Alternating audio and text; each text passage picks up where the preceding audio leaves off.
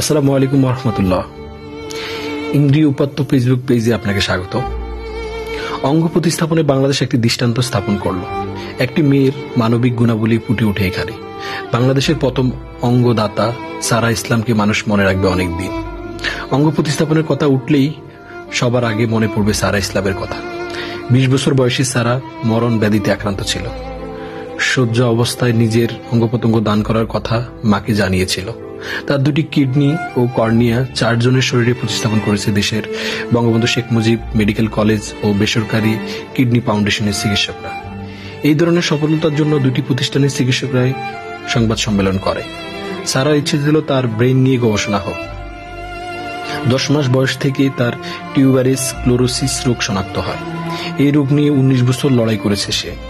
একটি বেসরকারি হাসপাতালে তার ব্রেনে অস্ত্রোপচার হয়। 13ই জানুয়ারি পরবর্তীতে তাকে বঙ্গবন্ধু মেডিকেল কলেজের আইসিইউতে ভর্তি করানো হয়। গত বুধবার সন্ধ্যা 6টায় চিকিৎসকরা সারার ব্রেইন ডেড ঘোষণা করে এবং তাকে মৃত ঘোষণা করে। তৎপর তার শরীরে অস্ত্রোপচার শুরু করা হয়। প্রথমে তার 2টি কিডনি, তারপর 2টি কর্নিয়া অপসারণ করে চিকিৎসকেরা। নিশ্চিতভাবে যাদের জীবনের আশা নেই সেই ব্যক্তির কিডনি প্রতিস্থাপনে সেটা কাজে আসতে পারে। প্রথম অঙ্গদাতা সারা ইসলামের নাম স্বর্ণাক্ষরে লেখা থাকবে। মৃত্যুতেও নিঃশেষ হননি তিনি। মাত্র 20 বছর বয়সে দুরারোগ্য ব্যাধিতে মৃত্যুকে আলিঙ্গনের আগেই গাইলেন জীবনের জয়গান।